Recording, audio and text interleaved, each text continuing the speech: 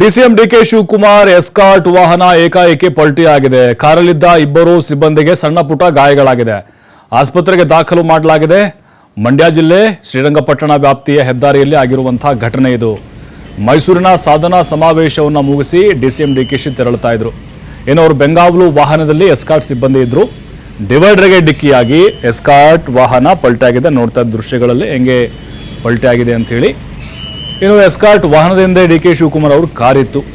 ಹಾಗಾಗಿನೇ ಅದೃಷ್ಟವಶಾತ್ ಡಿಕೆ ಶಿವಕುಮಾರ್ ಅವ್ರ ಕಾರಿಗೆ ಏನೂ ಆಗಿಲ್ಲ. ಎಸ್ಕಾರ್ಟ್ ಸಿಬ್ಬಂದಿಯನ್ನು ಕೂಡ ಸ್ಥಳೀಯ ಆಸ್ಪತ್ರೆಗೆ ದಾಖಲು ಮಾಡಿ ಚಿಕಿತ್ಸೆಯನ್ನು ಕೊಡಿಸಲಾಗ್ತಾ ಇದೆ. ನೋಡ್ತಾ ಇದ್ದೀವಿ ಹೆಂಗೆ ನಜ್ಜುಗುಜ್ಜಾಗ್ಬಿಟ್ಟಿದೆ ಅಂಥೇಳಿ ಆ ಚಾಲಕನ ಅಜಾಗರೂಕತೆ ಅಂತ ಅನಿಸುತ್ತೆ. ಅದರ ಜೊತೆಗೆ ಮುಂಭಾಗ ಕಂಪ್ಲೀಟ್ ಆಗಿ ಅವಶೇಷಗಳು ಮಾತ್ರ ಕಾಣಿಸ್ತಾ ಇತ್ತು ಆ ಸಂದರ್ಭದಲ್ಲಿ ಅಪಘಾತ ಆದಾಗ.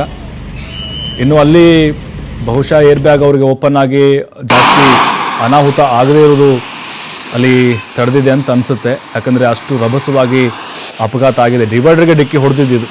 ಓವರ್ ಸ್ಪೀಡ್ ಇದ್ರೋ ಅಥವಾ ಡಿ ಕೆ ಶಿವಕುಮಾರ್ ಅವರು ಅರ್ಜೆಂಟಾಗಿ ಈಗ ಡೆಲ್ಲಿಗೆ ಬುಲಾ ಬಂದಿತ್ತು ಅವ್ರಿಗೆ. ಕಾರ್ಯಕ್ರಮದ ಮಧ್ಯದಲ್ಲೇ ಬಂದುಬಿಟ್ರು ಅವರು CM ಸಿದ್ದರಾಮಯ್ಯವ್ರ ಭಾಷಣದ ಮುಂಚೆ. ಹಾಗಾಗಿ ಅರ್ಜೆಂಟಲ್ಲಿ ಬರ್ತಿದ್ರೇನೋ ಗೊತ್ತಿಲ್ಲ.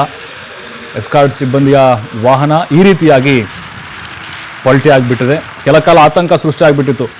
ಡಿ ಕೆ ಶಿವಕುಮಾರ್ ಅವರು ಕೂಡ ಕಾರಿನಿಂದ ಇಳಿದು ಬಂದು ಅವ್ರಿಗೇನಾಗಿದೆ ಅಂತ ವಿಚಾರಿಸಿದರು. ಅದಾದಮೇಲೆ ಅಲ್ಲಿ ಸ್ಥಳೀಯರು ಸಹಕಾರ ಕೊಟ್ಟರು. ಅದಾದಮೇಲೆ ಅವ್ರನ್ನ ಆಸ್ಪತ್ರೆಗೆ ಸಾಗಿಸುವಂತಹ ಕೆಲಸ ಕೂಡ ಆಯಿತು.